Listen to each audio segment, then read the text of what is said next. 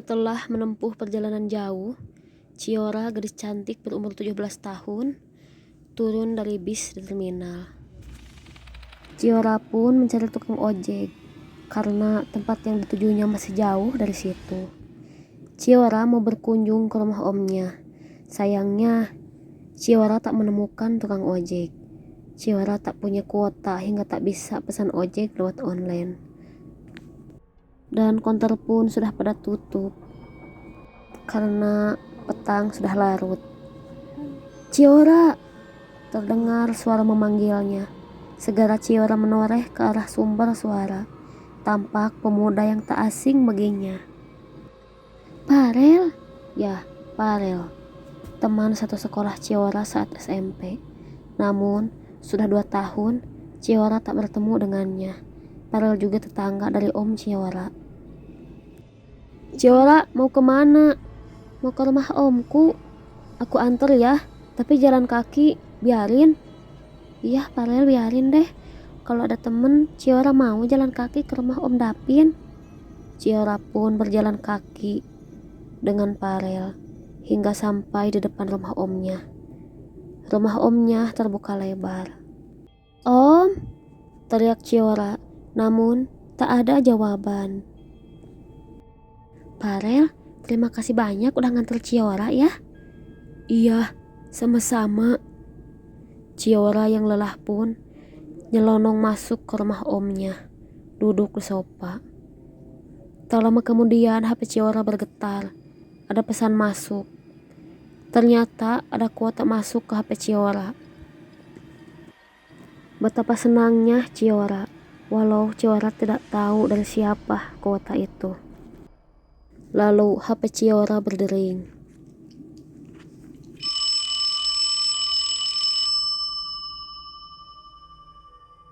Ciora memandang layar HP-nya. Ternyata yang menelpon WhatsApp adalah omnya. Walau heran, Ciora mengangkat telepon dari omnya itu. Ciora, kamu udah nyampe mana? Kau belum datang juga. Dan betapa kagetnya Ciora. Udah di rumah om ini. Om di mana? Ngaco kamu. Ini om sedang di rumah. Kamu gak ada. Ciora pun tak percaya. Ih, om jangan bercanda deh. Ini Ciora di rumah om. Gak ada siapa-siapa. Omnya pun video call Ciora. Dan tampak omnya sedang di rumah dengan anak dan istrinya. Ciora langsung merasa ngeri luar biasa. Kalau om di rumahnya, berarti Ciora bukan di rumah omnya. Lalu, Ciora di mana? Dan Ciora pun mendengar suara tertawa yang keras. Ciora pun menoleh ke sumber tertawa. Tampak Parel berdiri tegap dengan mata kanan yang nongol hampir copot. Dan darah mengalir melumuri wajahnya. Ciora pun teriak. Seketika rumah yang menyerupai rumah omnya pun hilang. Dan Ciora berada di tengah-tengah pemakaman. Ciora pun berlari pontang-panting hingga Ciora sampai di terminal bus yang tadi. Beruntung omnya sudah ada di terminal. Ciora pun menceritakan pengalaman mengerikannya pada omnya itu. Om Ciora yang bernama Dapin itu menceritakan kalau Parel sudah meninggal dunia 5 bulan yang lalu karena tertabrak bis hingga matanya hampir copot. Ciora pun ke rumah omnya. Naik motor di belakang dibonceng oleh omnya. Dan di rumah omnya Ciora duduk dan beristirahat.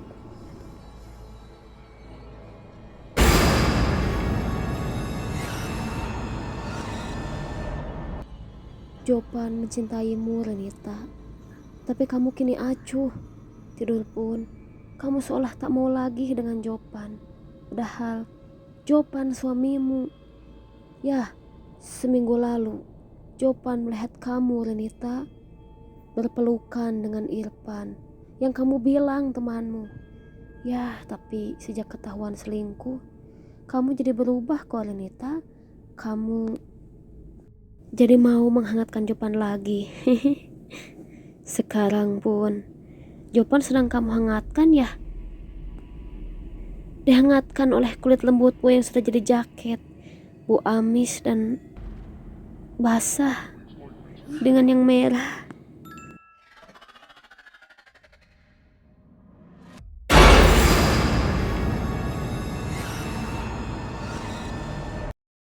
Michael merasa gerah sudah 5 hari tidak mandi karena air ledeng di rumahnya dimatikan PDAM karena sudah 5 bulan telat membayarnya.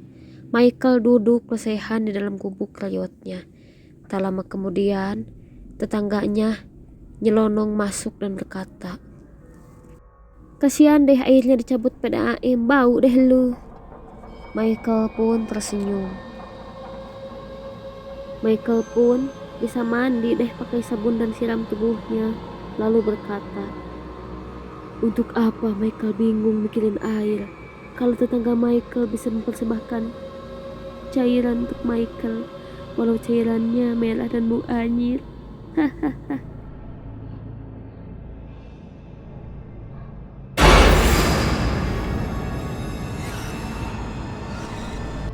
Gio ingin ngenalin kamu ke nenek Gio.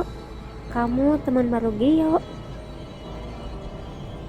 Oh iya Gio, aku mau ketemu nenekmu.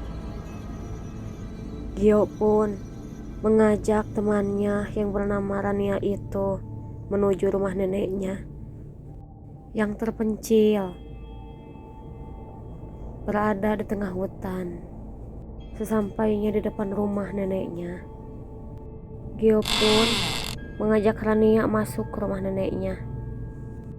"Rania, ayo masuk ke rumah nenek Gio."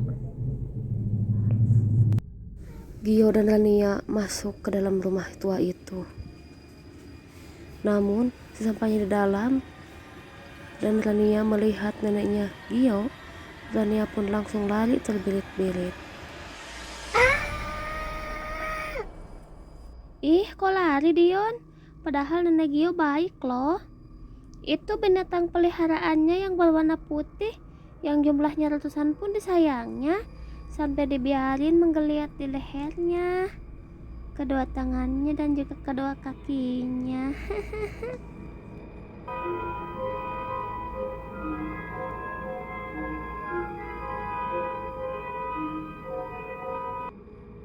Hujan turun dengan deras. Payaza, gadis yang berumur 27 tahun, sedang naik motor. Lalu kemudian menghentikan motornya di depan toko tas. Payaza lalu mengangkat jok motornya. Namun seketika merasa kesal. "Aduh, mana jas hujannya? Kok nggak ada? Pasti aku lupa menaruhnya lagi ke bawah jok motor saat udah memakainya waktu itu. Aduh, mana ini daerah asing lagi bagi Payaza yang baru pertama kali ke daerah sini. Ya, Payaza tadi berkunjung ke rumah teman yang udah lama gak ketemu. Untung ketemu rumah teman Payaza, karena teman Payaza memberikan alamat lengkap rumahnya. Dan Payaza pun menunggu hujan agak reda. Perut Payaza berbunyi. Duh, lapar. Payaza lalu melihat sebelah toko tas ada restoran. Payaza pun masuk ke restoran itu. Namun tak ada pengunjung lain.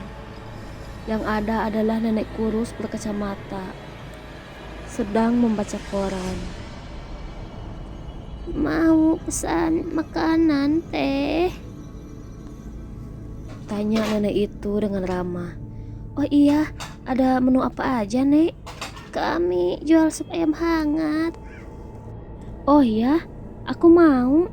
Tak lama kemudian dari dapur keluar pemuda tampan bertubuh tinggi dan langsing, namun memiliki tanda lahir oranye di lehernya. Pemuda itu berumur 27 tahun dengan tampilan ala chef. Edgain, hidangkan semangkuk sup ayam untuk gadis cantik itu. Baik, Nek. Pemuda itu kembali ke dapur. Beberapa saat kemudian datang membawa nampan emas. Di atasnya tampak semangkuk sup ayam hangat dan segelas teh melati hangat. Disajikannya di meja yang ada di depan Fayaza. Silahkan dinikmati segelas teh melati hangatnya dan semangkuk sup hangatnya, cantik. Ucapnya dengan senyum menawan, membuat Fayaza yang masih menjomblo pun terpesona. Fayaza lalu menyeruput sup ayam hangat itu. Rasanya lezat dengan ayamnya pun yang lembut. Suasana di dalam restoran itu begitu syahdu, diterangi lilin-lilin kecil yang temaram. Dilihatnya oleh Fayaza, pemuda tampan itu tegap. Rasanya Fayaza betah berlama-lama memandang pemuda tampan yang berambut oranye berkulit putih itu. Namun Fayaza sadar petang telah larut. Fayaza pun menghampiri nenek ramah berwajah teduh itu. Jadi berapa, Nek, teh melati hangat dan sup ayam hangatnya? Tak usah bayar, cantik. Biarin, ini gratis. Masa, Nek? Gratis pada gadis yang sukai cucu nenek. Fayaza pun kaget. Pemuda itu mengangguk sambil tersenyum malu. Fayaza lalu berharap pemuda itu meminta nomor HP-nya, namun tidak. Hingga Fayaza pun pergi naik ke motornya. Sesampainya di rumah, wajah pemuda tampan itu terbayang-bayang oleh Fayaza. Keesokan harinya, siang hari, Fayaza mengajak temannya yang kemarin dikunjunginya. Ia mengajak temannya itu ke restoran yang kemarin Fayaza singgahi dan bertemu pemuda itu. Restoran yang spesial bagi Fayaza. Namun, sesampainya di depan restoran itu, Fayaza begitu kaget luar biasa. Restoran itu tampak seperti bangunan yang sudah puluhan tahun terbengkalai, dengan lumut dan rumput liar di sekeliling tembok. Temannya pun kaget mendengar cerita Fayaza kalau tadi malam makan di restoran itu.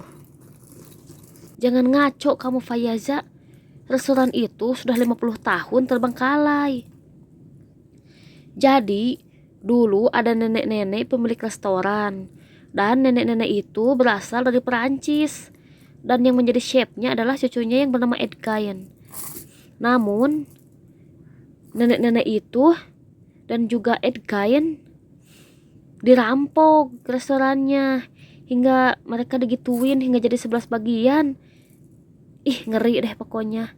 Ya, kalau sudah kepotong-potong gitu ya. Mereka pun tak lama kemudian meninggal dunia. Mendengar cerita temannya itu, Fayaza sedih. Masuk ke dalam restoran tua yang pintunya terbuka. Betapa beda pemandangannya dengan yang tadi dilihatnya malam. Karena tadi malam, meja dan kursi bersih, kini kotor berdebu.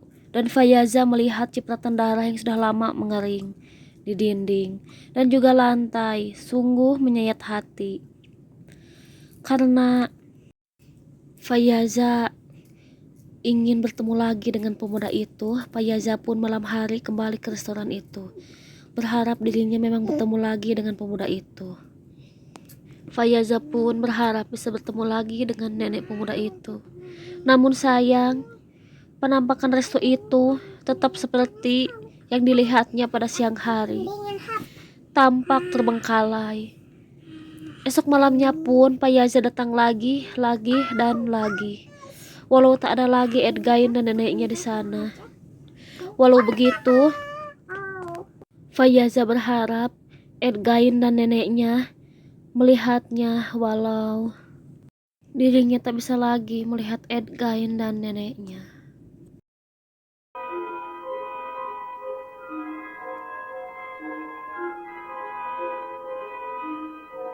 Tio, belikan cat merah, Gih. Mama mau ngecat pagar. Oke. Tio, remaja yang berumur 15 tahun, pun semangat berjalan kaki menuju toko cat. Tio melewati gang sempit. Namun di gang sempit itu sudah ada sosok lelaki beringas menghadangnya dan merebut uang 500.000 rupiah yang dipegang Tio. Tidak tahu kalau di saku Tio ada sesuatu yang tidak empuk. Sore hari Tio pulang. Tio, kok lama? Boleh chat kemana? Mama, maaf. Tio lama. Tapi Tio selain bawa cat yang warna merah, Tio juga bawa daging banyak.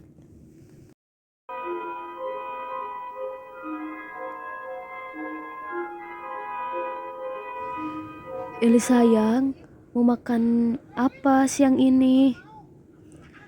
Nopal sayang, Eli mau makan kepala ayam. Eli suka makan otaknya. Oke. Naupal pergi dan kembali membawa panci berukuran besar. Kau bawa panci dari mana, Naufal? Pancinya ya beli, dan aku bawa otak kesukaanmu, ukurannya besar. Lalu Naupal membuka tutup panci dan